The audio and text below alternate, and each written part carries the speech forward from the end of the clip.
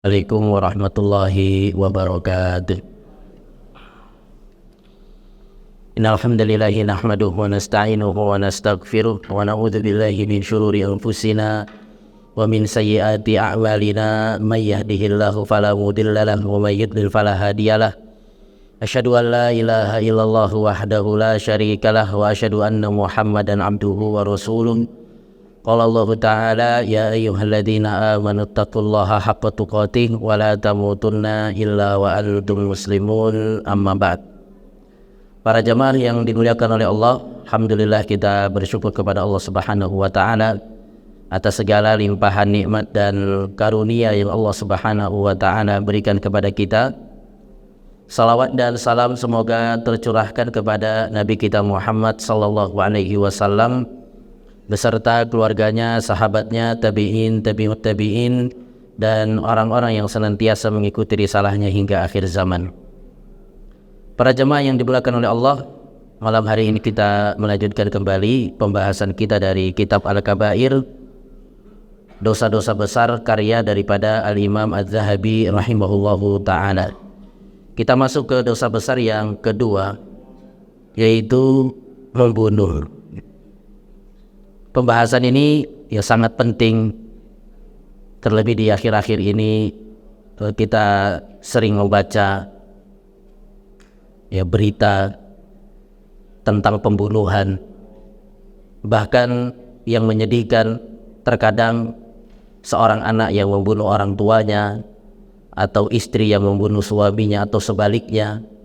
Maka mudah-mudahan dengan pembahasan ini menjadikan kita faham bahwasanya pembunuhan itu merupakan dosa yang sangat besar. Bahkan Imam Ahmad rahimahullahu ta'ala pernah mengatakan, la a'lamu dzanban a'zamu ba'da syirki minal qatli. Aku tidak mengetahui ada dosa yang lebih besar setelah kesyirikan melainkan daripada pembunuhan. Jadi kata Imam Ahmad, aku tidak mengetahui ada dosa yang lebih besar setelah kesyirikan melebihi daripada pembunuhan. Jamaah yang dimuliakan oleh Allah, di dalam agama kita ada istilah yang disebut dengan ad-daruriyatul khams, yaitu 5 hal yang dijaga oleh Islam. 5 hal yang dijaga oleh Islam. Yang pertama adalah hifdzuddin, yaitu menjaga agama. Oleh karena itu di dalam agama kita dilarang yang namanya kesyirikan, menyekutukan Allah Subhanahu wa taala, dan diperintahkan untuk mentauhidkan Allah Subhanahu wa taala. Dan juga bentuk sebagai penjagaan seorang terhadap agamanya adalah dengan dia banyak beribadah kepada Allah dan juga beramal saleh. Kemudian yang kedua adalah hifdzun nafs, yaitu menjaga nyawa. Oleh karena itu di dalam agama kita dilarang yang namanya pembunuhan. Bahkan dilarang yang namanya dendam dan juga mengacungkan senjata tajam kepada saudaranya sekalipun dalam keadaan bercanda. Maka nggak boleh kita mengacungkan senjata tajam kepada teman kita meskipun kita bercanda. Dan seandainya kita hendak menyerahkan pisau kepada teman kita, kepada saudara kita, maka hendaknya pisau itu apa? Dalam keadaan dibalik. Jadi kita yang pegang tajamnya dan kita serahkan bagian gagangnya kepada saudara kita. Ini sebagai bentuk bahwasanya Islam itu sangat menjaga yang namanya nyawa, menjaga yang namanya darah. Oleh karena itu Nabi sallallahu alaihi wasallam pada Hajjatul Wada, Nabi sallallahu alaihi wasallam berkhutbah, inna dima'akum wa amwalakum wa a'radakum alaikum haramun ka hurmati yaumikum hadza. Sesungguhnya darah-darah kalian, harta-harta kalian, kehormatan-kehormatan kalian itu apa? Haram sebagaimana haramnya hari ini. Oleh karena itu sebagai bentuk Islam menjaga nyawa, maka di dalam agama ini hukuman bagi orang yang menumpahkan darah saudaranya atau membunuh saudaranya maka hukumannya adalah dengan balas apa? Dibunuh. Yaitu dengan hukum qisas, hukuman yang berat. Supaya orang itu dia berpikir ketika dia hendak menghabisi nyawa orang lain. Karena balasannya adalah dirinya pun akan dibunuh. Kalau dimaafkan oleh keluarganya, maka hukumannya juga berat, yaitu dengan didenda atau bahasanya adalah dengan bayar diat 100 ekor unta. Kemudian yang ketiga adalah hifdzul aql. Islam itu menjaga akal. Oleh karena itu di dalam agama kita dilarang yang namanya minum khamr, karena bisa merusak akal. Padahal akal itu merupakan nikmat yang sangat besar yang Allah Subhanahu wa taala berikan kepada manusia. Dengan adanya akal maka manusia terbedakan dengan hewan. Kemudian yang keempat adalah hifdzul mal, menjaga harta. Oleh karena itu di dalam agama kita ini harta sangat dilindungi. Maka tidak boleh yang namanya melakukan riba, Karena ini sampai dianggap bahwasanya riba ini merupakan dosa besar dan menantang perang Allah Subhanahu wa taala. Dan juga sebagai bentuk Islam menjaga harta adalah menyiapkan hukuman yang berat bagi orang yang mengambil harta milik saudaranya, itu mencuri. Yaitu dengan dengan dipotong tangan. Ini sebagai bentuk bahwasanya Islam itu benar-benar menjaga harta, sehingga orang yang berani mengambil harta milik orang lain maka dia akan dihukum dengan hukuman yang berat, yaitu dengan dipotong tangan. Kemudian yang terakhir adalah hifdzun nasab, yaitu menjaga nasab. Oleh karena itu di dalam agama kita sangat keras hukumannya bagi orang yang melakukan zina, karena bisa merusak nasab, bisa menjatuhkan kehormatan. Jadi yang terakhir ini adalah menjaga kehormatan atau menjaga nasab. Karena dengan seorang itu dia melakukan zina, maka selain rusak nasabnya, dia juga kehilangan kehormatannya. Inilah yang disebut dengan ad-daruriyatul khams, yaitu 5 hal yang dijaga di dalam agama kita. Di antara hal yang dijaga di dalam agama kita adalah nyawa. Inilah yang akan menjadi pembahasan kita pada malam hari ini, yaitu dosa besar yang kedua yang disebutkan oleh Imam Adz-Dzahabi, yaitu membunuh orang lain. Yang menunjukkan bahwasanya dosa ini sangat besar adalah firman Allah Subhanahu wa taala dalam surat An-Nisa ayat yang ke-93. Allah Subhanahu wa taala berfirman, "Wa may yaqtul mu'minan muta'ammidan fajazaohu jahannamu khalidan fiha wa ghadiballahu 'alaihi wa la'anahu wa a'adda lahu 'adzaban 'azima."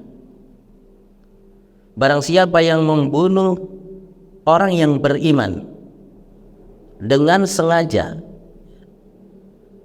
membunuh orang yang beriman dengan sengaja, maka hukumannya itu ada 5. Dia akan mendapatkan 5 hal. Fajazatuhu jahannam, yang pertama adalah dia akan dimasukkan ke dalam neraka jahannam. Kemudian yang kedua adalah khalidan fiha, dia akan kekal di dalam neraka. Kemudian yang ketiga adalah wa ghadiballah, Allah Subhanahu wa taala murka kepadanya. Kemudian yang keempat adalah wa la'anahu, Allah Subhanahu wa taala melaknatnya. Dilaknat itu bagaimana, Pak? Dijauhkan dari rahmat Allah Subhanahu wa taala. Kemudian yang kelima adalah wa addalahu adzaban azima, dan disiapkan untuknya azab yang besar.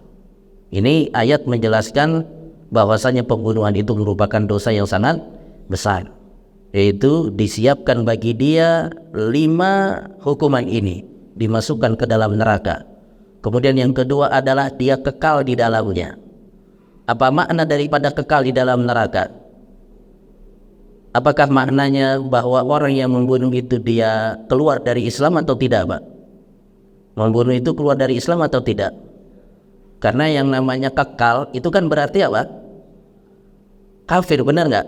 Kalau kekal di dalam neraka itu kan apa? Orang kafir. Maka orang yang membunuh ini disebutkan dia dimasukkan ke dalam neraka jahanam dan kekal.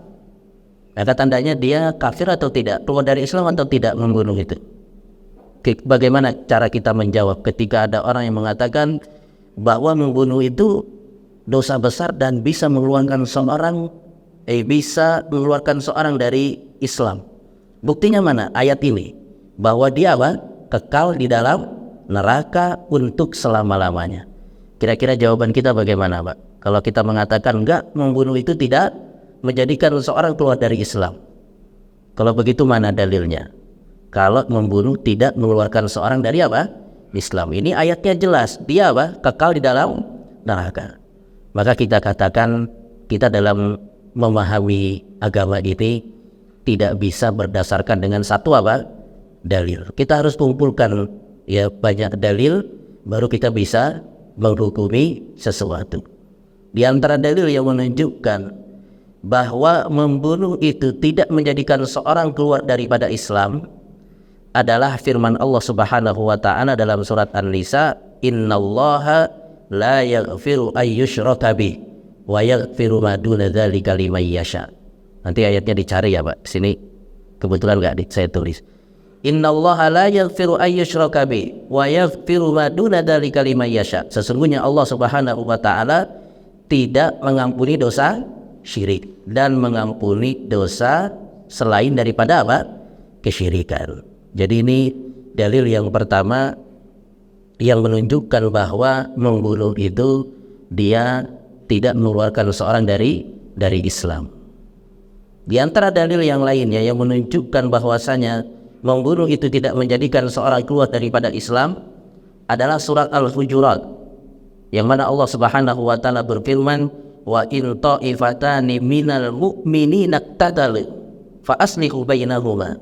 Apabila ada dua kelompok muslim mukmin yang mereka apa? Berperang, maka damaikanlah ya di antara mereka. Jadi Allah Subhanahu wa taala masih menyebut mereka yang berperang itu dari dua kelompok orang-orang yang beriman sebagai apa? Sebagai mukmin. Paham gak ini, Pak? Paham ya? Jadi Allah Subhanahu wa taala masih menyebut mereka ini dari orang-orang yang berperang masih disebut oleh Allah dengan apa? Mukmin. Wa in ta'ifatani minal mu'minina. Apabila dua kelompok mukmin berperang. Yang namanya berperang itu ya pasti apa? Bunuhan.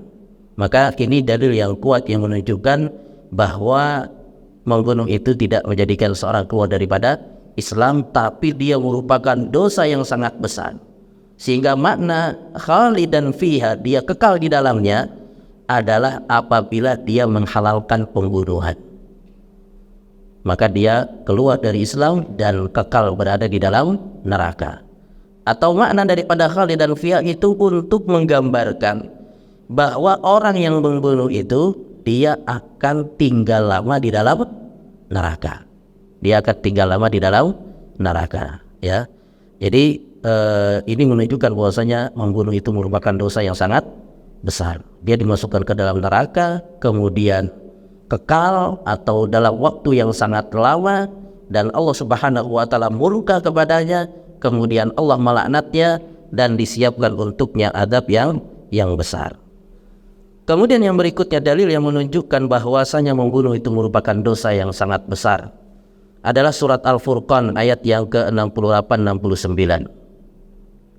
Allah Subhanahu wa taala berfirman, "Walladzina la yad'una ma'allahi ilahan akhar wa la yaqtuluna an-nafsa allati harramallahu illa bil haqq wa la yaznun wa may yaf'al dzalika yalqa asama yudha'af lahul adabu yaumal qiyamati wa yakhlud fihi muhana."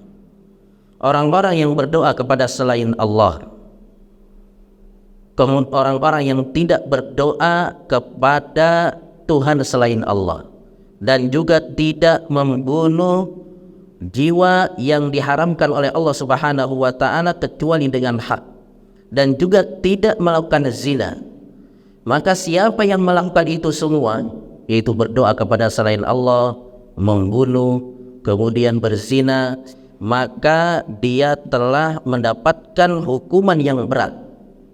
Yudha'af lahul adzab, yaitu azabnya akan dilipat gandakan oleh Allah Subhanahu wa taala, dan pada hari kiamat nanti dia dalam keadaan terhina. Kalau kita perhatikan ayat ini, maka ayat ini menjelaskan bahwasanya membunuh itu merupakan dosa yang sangat besar, sehingga digandengkan oleh Allah Subhanahu wa taala dengan apa? Dengan dosa kesyirikan. Jadi kalau kita perhatikan ayat ini, sebenarnya ayat ini bercerita tentang sifat ibadur rahman, yaitu bahwasanya ibadur rahman adalah hamba-hamba yang mereka ini tidak menyekutukan Allah Subhanahu wa taala, tidak membunuh dan juga tidak melakukan zina. Maka mafhumnya, siapa yang berdoa kepada selain Allah kemudian membunuh, berzina, maka mereka akan mendapatkan apa? Dosa yang sangat besar yang akan dilipat gandakan oleh Allah Subhanahu wa taala dosanya. Dan juga dalam ayat ini kita bisa lihat bagaimana Allah Subhanahu wa taala menggandengkan dosa membunuh dengan dosa yang paling besar, yaitu apa? Kesyirikan. Kemudian jamaah yang dimuliakan oleh Allah, ayat berikutnya yang dibawakan oleh Imam Az-Zahabi tentang besarnya dosa pembunuhan adalah surat Al-Maidah ayat yang ke-32. Allah Subhanahu wa taala berfirman, "Man qatala nafsan bighairi nafsin aw fasadin fil ardi faka'annama qatala an-nasa jami'a." Barang siapa yang membunuh satu orang atau dia melakukan kerusakan di muka bumi, maka seolah-olah dia itu telah membunuh seluruh manusia. Jadi siapa yang membunuh satu orang tanpa dia ini melakukan pembunuhan, ya tiba-tiba dia dibunuh, maka seolah-olah dia itu apa? Membunuh seluruh manusia. Apa maknanya? Bunuh satu tapi dianggap seperti membunuh seluruh manusia. Maknanya adalah yang pertama, ketika ada orang membunuh dilihat sama orang lain, maka dianggap hal tersebut adalah hal yang dibolehkan, sehingga orang yang melihat ini bisa jadi mengambil apa? Contoh, dan dia praktekkan apa yang sudah dilihat oleh matanya. Kemudian makna yang kedua, dia membunuh satu orang tapi seolah-olah membunuh seluruh manusia, adalah ketika dia membunuh satu orang, dia merasa bahwasanya darah orang ini itu tidak ada harganya, dia tidak terhormat, bahwa membunuh itu dibolehkan, sehingga bagi dia ya hukum membunuh itu adalah hal yang dibolehkan. Karena bagi dia ketika sudah bunuh satu orang ya, dan tandanya dia tidak menghormati darah orang tersebut, maka bagi dia mudah untuk melakukan pembunuhan di lain waktu. Ini menunjukkan besarnya daripada dosa pembunuhan. Kemudian dalil yang dibawakan yang berikutnya oleh Imam Az-Zahabi adalah surat At-Takwir ayat yang ke-8 sampai 9. Wa idzal mau'udatu sugilat bi ayyi dzambin qutilat. Dan apabila bayi-bayi perempuan yang dikubur hidup ditanya, karena dosa apa dia dibunuh? Jadi ini mengenai tentang orang-orang di zaman jahiliyah, yaitu yang tidak suka dengan kelahiran anak perempuan, sehingga ketika lahir anak perempuan maka langsung mereka apa? Kubur hidup. Ini kebiasaan jahiliyah, kebiasaan daripada orang-orang jahiliyah, yaitu tidak suka punya anak perempuan. Hal ini juga yang Allah Subhanahu wa taala sebutkan di ayat yang lainnya, wa idza busyira ahaduhum bil unsa dhalla wajhuhu muswaddan wa huwa kadhim yatawara minal qaumi min su'i ma busyira bih ayumsikuhu ala funin am yadussuhu fit turab. Jadi ketika dikabarkan kepada dia tentang kelahiran anaknya yang perempuan, maka wajahnya itu langsung berubah, dia langsung marah ya, sehingga dia akan melakukan dua hal terhadap anaknya yang perempuan yang baru lahir tersebut. Yang pertama, dia biarkan hidup ya, dengan menanggung rasa malu. Yang kedua adalah langsung dikubur apa? Hidup-hidup. Dan yang dibiarkan hidup ini juga nggak selamanya dibiarkan sampai besar, tapi dibiarkan dulu supaya ibunya senang. Nanti ketika sudah agak dewasa, anaknya sudah agak besar, anaknya ini kemudian dimandikan sama ibunya, dikira mau diajak jalan-jalan sama bapaknya, padahal bapaknya sudah menyiapkan lubang apa? Kuburan. Sehingga ketika diajak jalan putar-putar, dekat ke kuburan, langsung anaknya didorong masuk ke dalam apa? Kuburan, kemudian dikubur hidup-hidup. Jadi dua ya cara mereka dalam membunuh anak. Dibiarkan dulu supaya orang tuanya senang, yaitu ibunya. Atau yang kedua, langsung dia apa? Dikubur hidup-hidup. Ini kebiasaan dari Arab jahiliyah, namun tidak semuanya melakukan demikian. Oleh karena itu, apabila kita mendengar kisah tentang Umar bin Khattab radhiyallahu anhu yang juga ikut dalam membunuh anak perempuan yang hidup-hidup, ya, atau mengubur anak perempuan yang hidup-hidup, maka ini adalah kisah yang tidak benar. Ya, buktinya Umar bin Khattab radhiyallahu anhu punya anak perempuan ya yang dinikahi oleh siapa? Nabi sallallahu alaihi wasallam. Siapa anaknya Umar, Pak, yang dinikahi oleh Nabi? Hafsah radhiyallahu anha. Ya, jadi ini tidak semua di kalangan Arab yang melakukan demikian. Disebutkan kenapa mereka melakukan pembunuhan terhadap bayi perempuan yang baru lahir. Apa penyebabnya? Disebutkan di antara penyebabnya adalah ketika ada dua kabilah yang saling berperang. Kemudian dari satu kabilah ada anak gadisnya yang ditawan. Ya, anak pimpinannya ditawan. Maka ayahnya ya sebagai selaku pimpinan ingin menjemput anaknya di kabilah yang lain yang dia serang. Ketika mau dijemput, ternyata anaknya sudah kepincut ya sama anak daripada pimpinan musuhnya. Maka bapaknya pun emosi, merasa malu, sehingga ia bertekad nanti kalau lahir anak perempuan maka akan apa? Dibunuh atau dikubur hidup-hidup. Ya, inilah diantara apa? Sebutkan penyebab daripada mereka itu tidak suka punya anak perempuan. Oleh karena itu, apabila sifat seperti ini ada pada diri kita, yaitu kita nggak suka dengan kelahiran anak perempuan, maka dalam diri kita ini ada sifat daripada apa? Sifat jahiliyah. Jadi banyak orang itu dia nggak suka punya anak perempuan, terlebih lahir anak perempuan. Mungkin kalau anak pertama masih nggak apa-apa, kedua perempuan lagi, ketiga perempuan lagi. Sampai ada yang menyebutkan, dia datang kepada istrinya yang mau melahirkan, awas kalau perempuan lagi ya, ganti pabrik juga ini sekarang. Ya. Jadi sampai diancam istrinya.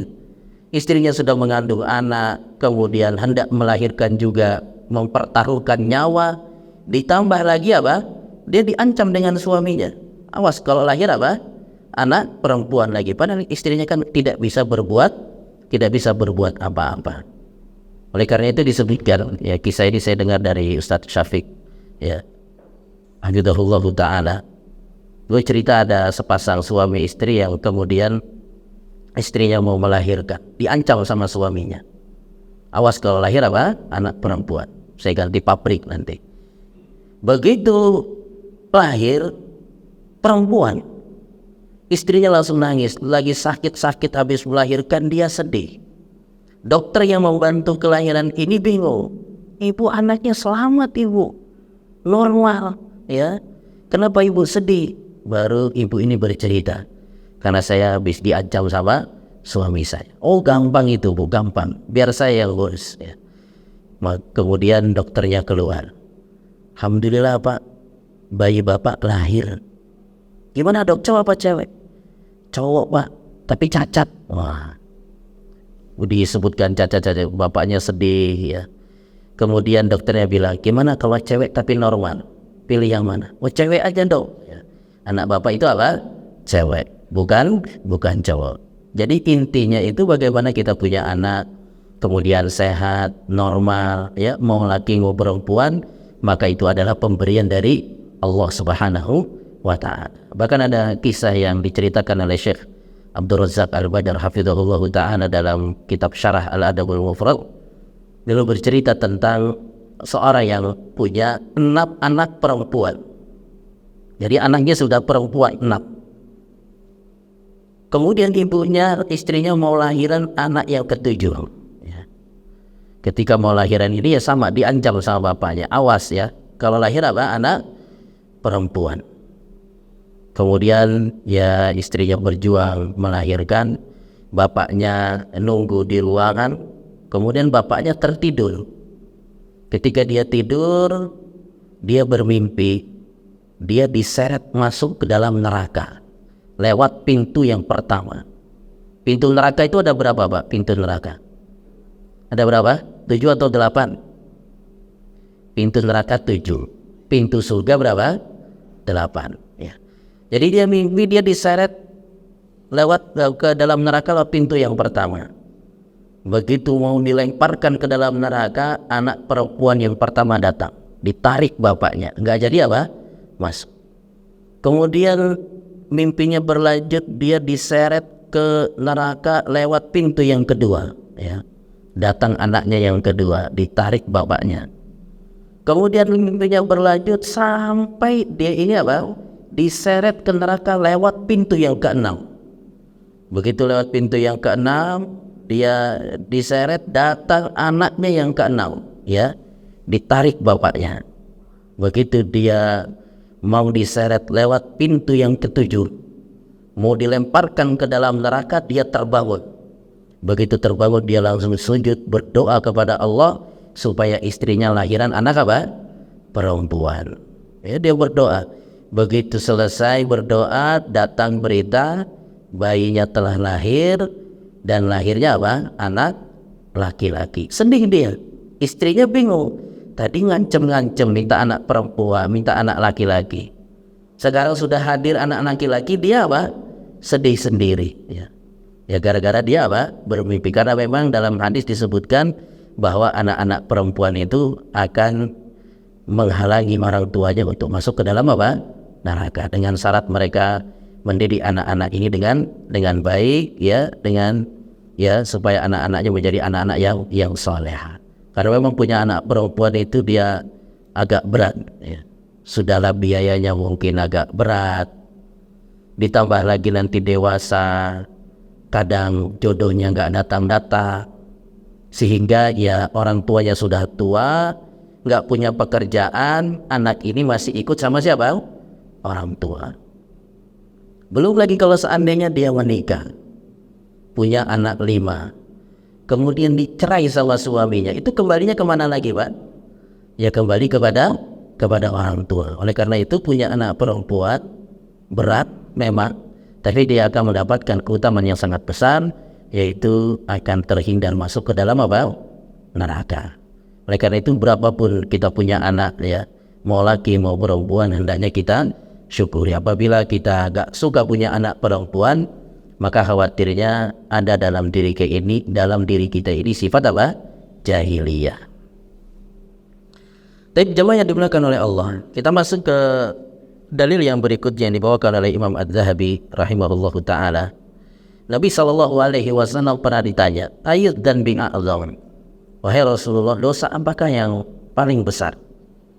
Maka Nabi SAW bersabda, antaja'ala lillahi diddan wa huwa khalaqa, yaitu engkau menjadikan untuk Allah Subhanahu wa ta'ala tandingan, padahal Allah Subhanahu wa ta'ala yang telah menciptakan kamu.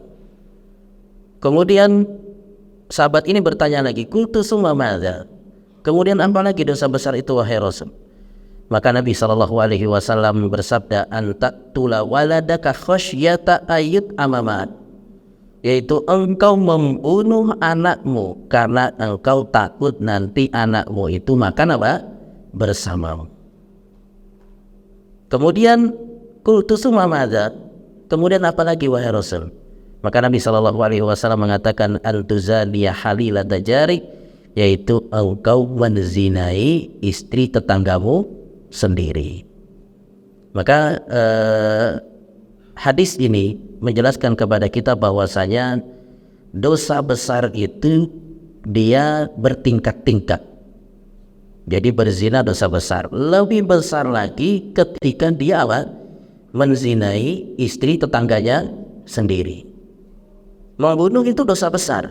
Lebih besar lagi ketika yang dibunuh itu siapa? Anaknya sendiri, ya. Jadi dosa membunuh itu dosa besar. Lebih besar lagi ketika dia membunuh Nabi. Ini kebiasaan daripada orang-orang Yahudi. Dan juga ya, dia lebih besar lagi ketika seorang itu dia membunuh anaknya sendiri. Jadi disebutkan di sini sebab seorang itu dia membunuh anaknya adalah dia takut anaknya itu ikut makan bersamanya. Jadi tadi sudah kita sebutkan sebab orang Arab jahiliyah itu membunuh anak-anak perempuan mereka karena tadi ia buat malu orang tua, anak gadisnya nikah sama siapa? Sama anak daripada musuhnya.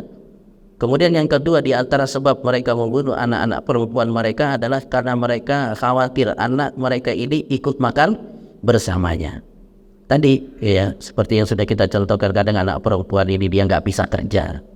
Beda sama anak laki-laki, kadang sudah lulus SMA udah bisa lepas cari kerja ya, cari uang sendiri.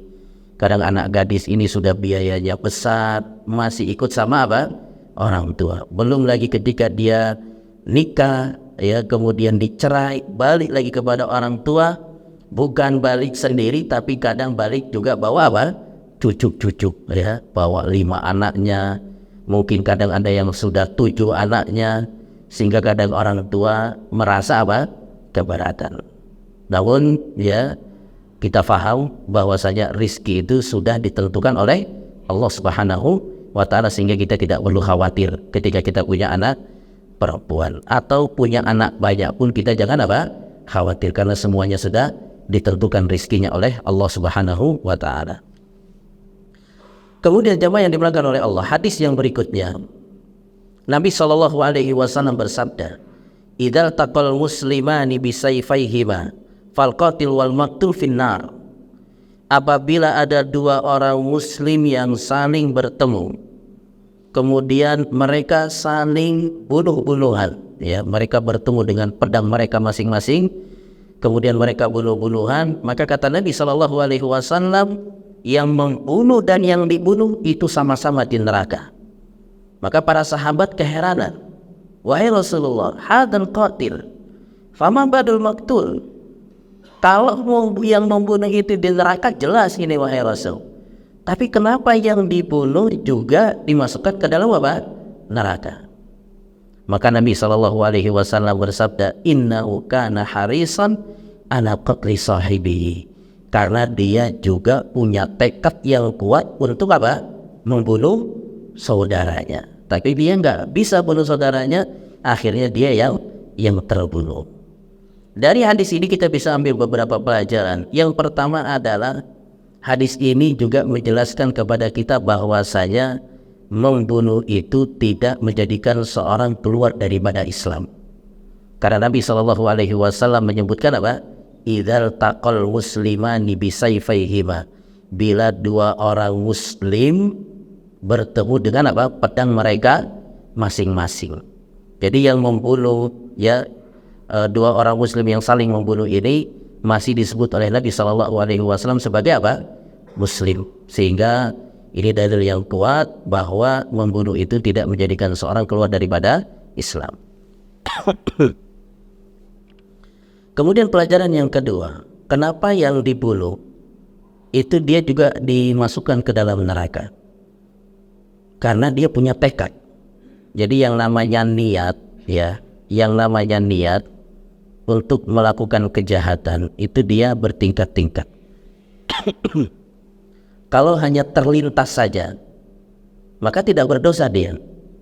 Misalkan dia lihat kotak amal masjid terbuka misal ya, sedangkan masjid kosong, ya, terlintas dalam pikiran dia, kayaknya duitnya banyak tuh ya, tapi hanya terlintas kemudian dia abaikan, dia keluar dari masjid tanpa usaha untuk mengambil uang tersebut, maka ini dia tidak berdosa. Yang kedua, apabila dia sudah punya niat yang kuat, ya, niat yang kuat, kemudian dia tidak jadi melakukannya karena tiba-tiba ada orang yang masuk, ya, maka ini sudah apa? Dicatat. Yang ketiga, sudah punya tekad yang kuat dan sudah melakukan aksi, ya. Dia ngelihat di pojokan ada kotak amal, ya, dan dia sudah melakukan aksi, yaitu berdiri, maju, tengok kanan, tengok kiri, ya, kemudian mulai membuka kotak amal, ada DKM yang masuk. Ngapain mas? Enggak, ini tadi kuncinya kok hilang, ini apa namanya, enggak ada. Dia sudah melakukan aksi tapi apa? Gagal. Maka yang demikian ini dia sudah dicatat sebagai orang yang melakukan apa? Dosa. Sebagaimana yang disebutkan dalam hadis ini, dia sudah melakukan aksi untuk membunuh saudaranya, tapi kemudian apa? Gagal, dia yang terbunuh. Ya, wallahu ta'ala alam. Kita istirahat dulu untuk salat Isya. Insyaallah setelah Isya kita lanjutkan kembali. Wassallallahu ala nabiyina Muhammad wa ala alihi wa sahbihi wasallam. Wassalamualaikum warahmatullahi wabarakatuh.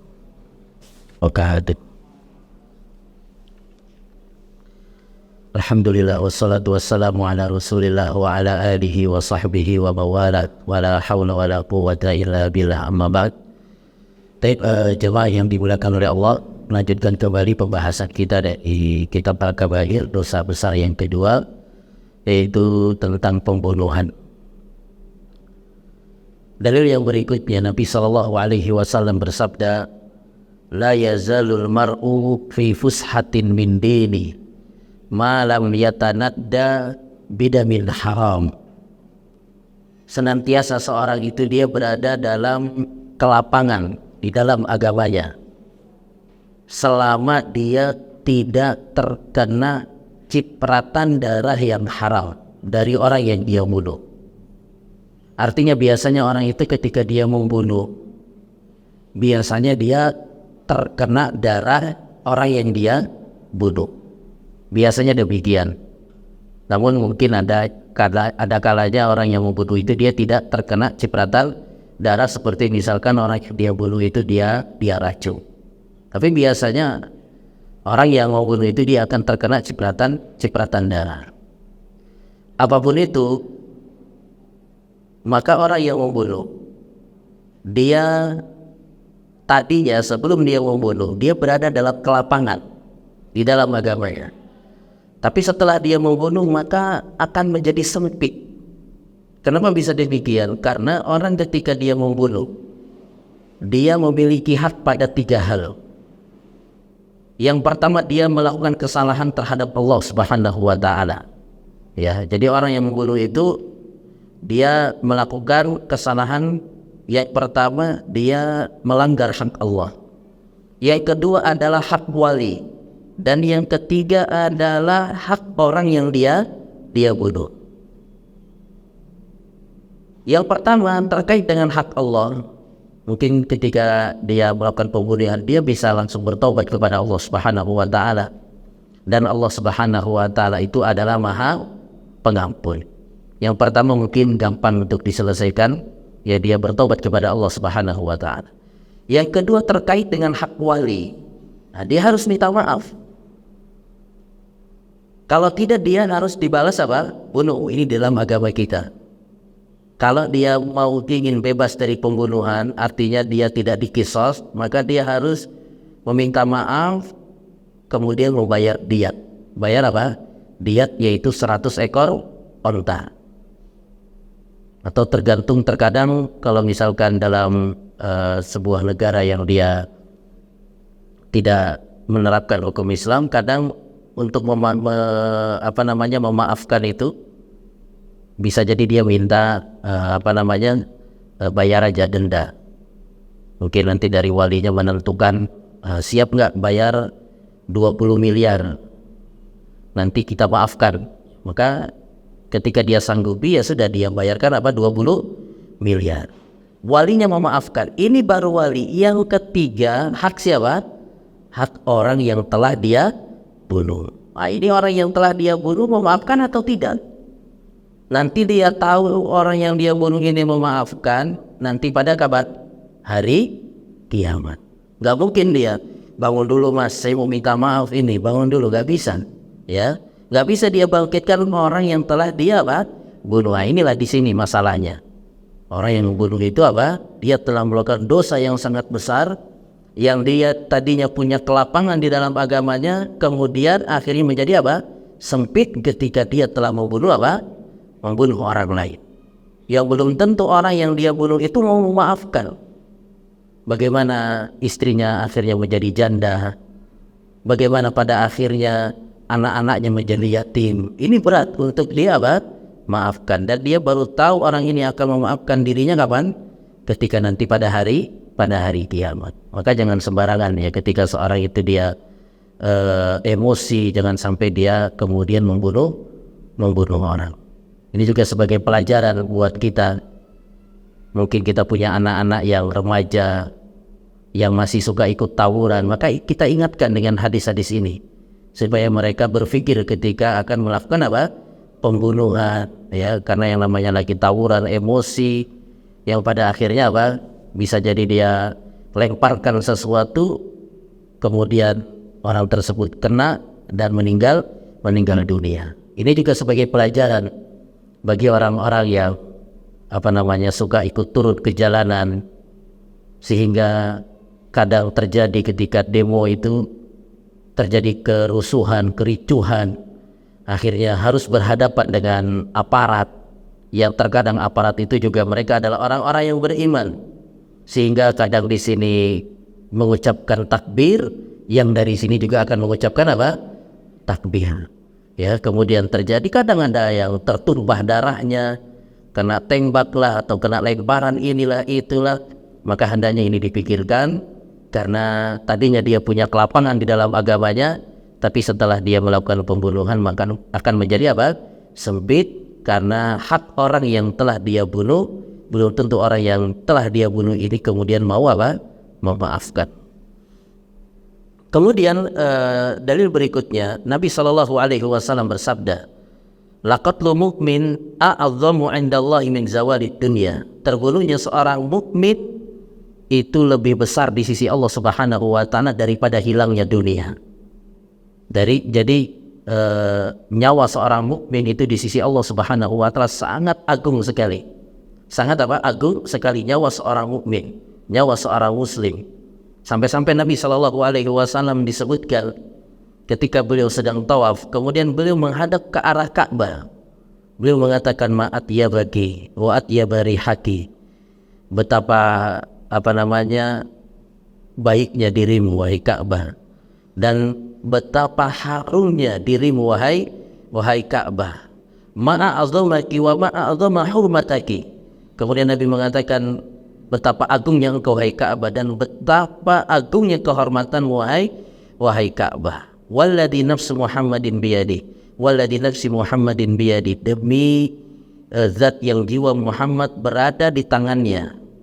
La hurmatul mu'min a'zamu 'indallahi hurmatan minki.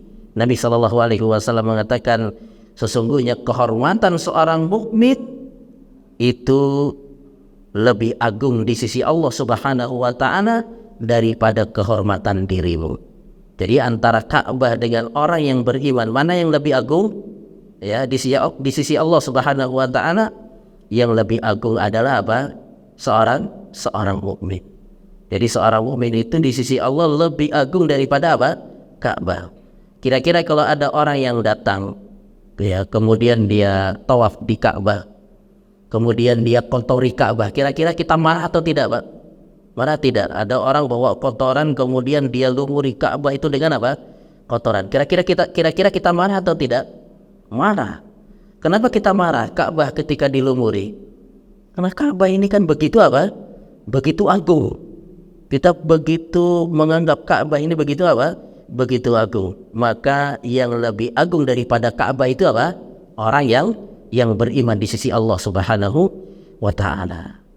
Karenanya kenapa kok orang beriman itu lebih agung daripada Ka'bah? Kenapa orang yang beriman itu lebih agung di sisi Allah Subhanahu wa taala daripada dunia? Karena dunia ini diciptakan adalah untuk orang-orang yang beriman. Yang mana orang-orang yang beriman ini kemudian di dunia dia bertafakkur dengan ciptaan Allah Subhanahu wa taala, dan juga dia beribadah di atas apa? Di atas muka bumi ini. Dan juga kenapa orang-orang yang beriman dia lebih agung daripada Ka'bah? Karena dengan adanya Ka'bah itu mereka apa? Mereka beribadah kepada Allah Subhanahu wa taala. Maka ini menunjukkan bahwasanya nyawa orang yang beriman itu sangat apa? Sangat berharga sekali di sisi Allah Subhanahu wa taala. Kemudian Nabi SAW bersabda, awwalu ma yuqda bainan nasi fid dima. Yang pertama kali akan diadili oleh Allah Subhanahu wa taala pada hari kiamat adalah tentang darah. Jadi yang pertama kali diadili oleh Allah, disidang oleh Allah Subhanahu wa taala pada hari kiamat adalah tentang darah.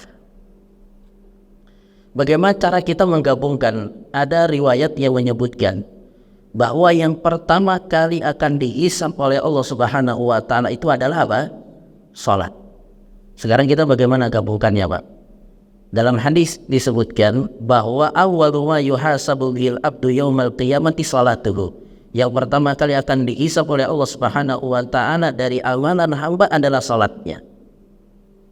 Sedangkan hadis yang kita baca ini adalah yang pertama kali akan disidang oleh Allah, dihisab oleh Allah Subhanahu wa taala dari seorang hamba adalah terkait dengan darah.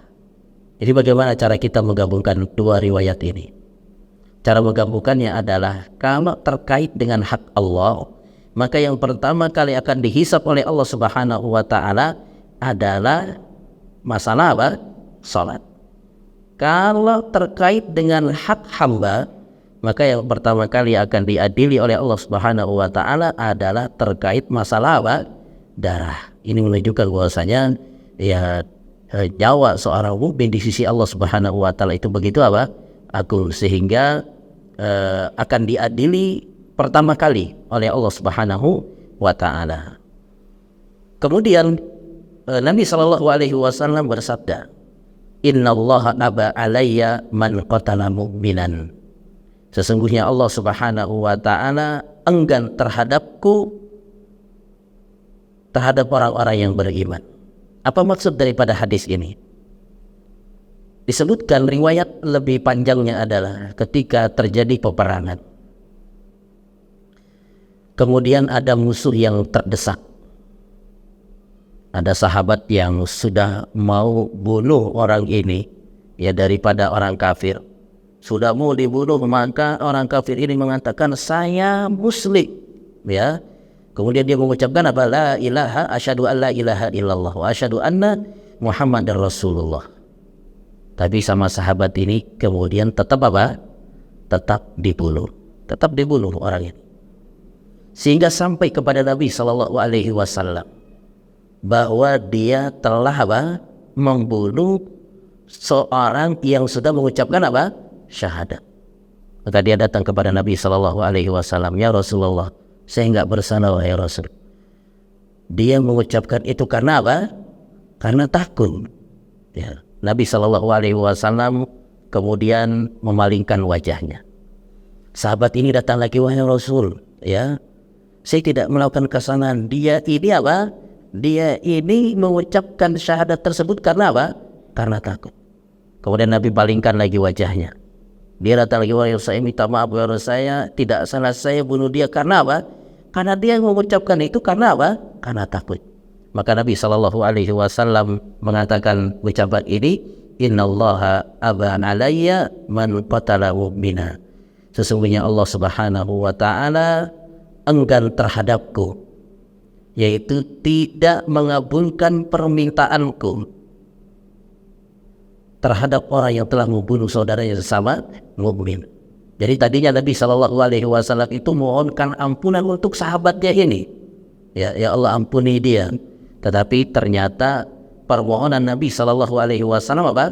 Ditolak oleh Allah Subhanahu wa taala. Innallaha aba alayya, Allah enggan terhadapku, tidak mengijabah permintaanku terhadap orang yang telah membunuh saudaranya sendiri sesama mukmin. Bayangkan ini orang kafir yang ketika mau dibunuh dia mengucapkan apa? Syahadat. Itu saja ketika ada sahabat yang nekat membunuh sampai mendapatkan perlakuan demikian dari Nabi Shallallahu Alaihi Wasallam. Dia datang, Nabi palingkan wajahnya. Dia datang, Nabi palingkan wajahnya, dan Nabi menyebutkan sesungguhnya Nabi sedang mohonkan ampunan untuk orang ini, tapi ditolak oleh Allah Subhanahu wa Ta'ala. Padahal orang ini apa? Orang ini bisa jadi dia mengucapkan itu memang karena apa? Takut. Yang kedua, dia belum melaksanakan sholat, dia belum pernah puasa, belum pernah bayar zakat. Artinya baru saja keislamannya. Bagaimana dengan seorang yang kemudian dengan mudahnya dia membunuh saudaranya sesama mukmin, padahal saudaranya tersebut mungkin adalah orang yang rajin sholat, dia rajin puasa, rajin sedekah, rajin berangkat umroh, haji berkali-kali, kemudian dengan mudahnya dia apa? Membunuh saudaranya tersebut. Maka hendaknya kita berpikir, kita ajarkan saudara-saudara kita, anak-anak kita, jangan sampai ya berani melakukan hal yang demikian, yaitu dengan mudahnya menumpahkan darah seorang muslim. Kemudian Nabi Shallallahu Alaihi Wasallam bersabda, "Man qatala mu'ahadan lam yurah raihatal jannah wa inna rihaha tujadu min masirati arba'ina aman." Barang siapa yang membunuh orang kafir yang mu'ahad, maka dia tidak akan bisa mencium baunya surga, padahal baunya surga itu bisa tercium dari jarak 40 tahun perjalanan. Ini ancaman. Jadi siapa yang membunuh kafir yang mu'ahad, ini orang kafir, tapi dia berada dalam perjanjian, maka nggak boleh untuk apa? Dibunuh. Kalau ada yang nekat bunuh orang kafir yang modelnya demikian, maka dia tidak akan mencium baunya surga. Mencium baunya surga aja tidak, bagaimana masuk ke dalam apa? Surga. Ini ancaman yang sangat berat. Jadi orang kafir itu kan dia ada beberapa macam. Macam yang pertama adalah kafir zimmi. Kafir zimmi ini yang bagaimana? Kafir yang tinggal sama-sama dengan kaum muslimin, tapi dia tidak mengganggu kaum muslimin, bahkan dia membayar apa? Jizyah, membayar upeti. Maka dia aman, tidak boleh untuk apa? Disakiti, apalagi sampai dibunuh. Yang kedua adalah kafir yang mu'ahad. Kafir mu'ahad itu adalah kafir yang berada dalam perjanjian antara satu negara dengan negara yang lain, adakan perjanjian. Tidak boleh ada peperangan, pembunuhan. Maka yang kafir demikian ini tidak boleh apa? Dibunuh. Seperti turis-turis yang datang, ini sudah ada perjanjian, dia mendapatkan apa? Keamanan dari negara kita, maka nggak boleh dibunuh. Yang ketiga adalah kafir mustakmin, yaitu yang mendapatkan jaminan keamanan, yaitu yang negaranya misalkan lagi perang, ya kemudian dia keluar sebagai utusan delegasi, maka ini juga tidak boleh dibunuh, ya. Yang keempat adalah kafir harbi, yaitu yang memerangi kaum muslimin. Yang seperti ini baru boleh itu apa? Dibunuh. Karena kalau dia nggak kita bunuh, ya dia yang akan membunuh apa? Kita. Jadi dalam peperangan yang memerangi kaum muslimin, mereka inilah yang boleh untuk apa? Dibunuh. Selain daripada ini, tidak boleh dibunuh. Terjaga darahnya dalam agama kita, nggak boleh apa? Dibunuh. Maka jangan sampai kita juga terkena syubhat bahwasanya ngebom ini, ngebom itu, memerangi mereka, membunuh mereka itu adalah bagian dari jihad. Maka jangan sampai demikian. Nabi Shallallahu Alaihi Wasallam dalam hadis yang sahih ini menegaskan, siapa yang membunuh kafir yang mu'ahad, maka dia tidak akan mencium baunya apa? Surga. Padahal baunya surga itu bisa dicium dari jarak 40 tahun perjalanan. Ya, wallahu ta'ala alam. Demikian yang bisa disampaikan pada kesempatan malam hari ini. Mudah-mudahan apa yang disampaikan ini bermanfaat bagi kita semua.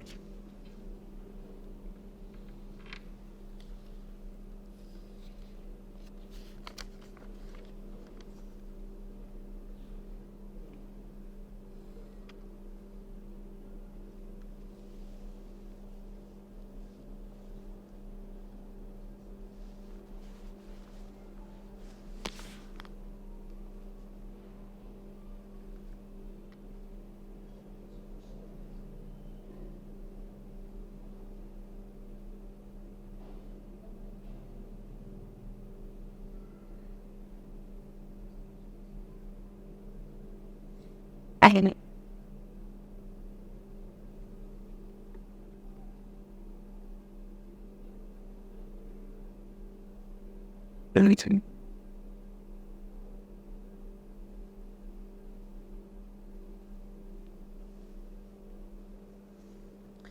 Tapi ini ada pertanyaan, mohon penjelasan mengapa fitnah lebih kejam daripada membunuh. Fitnah di sini maksudnya apa? Fitnah di sini, ya. Fitnah yang dimaksud di sini bukan fitnah yang istilah bahasa kita, ya. Oh, dia telah memfitnah saya dikatakan demikian bukan, ya. Jadi yang dimaksud dengan fitnah dalam ayat ini adalah apa? Kesyirikan. Jadi bukan fitnah yang istilah bahasa kita, yaitu kita difitnah, ya, dikatakan demikian bukan, ya. Jadi yang dimaksud di dalam ayat ini, ya, adalah apa? Menyekutukan Allah Subhanahu wa ta'ala. Jadi syirik itu dia lebih besar daripada pembunuhan. Wallahu ta'ala alam. Kira ada lagi yang mau bertanya, Pak?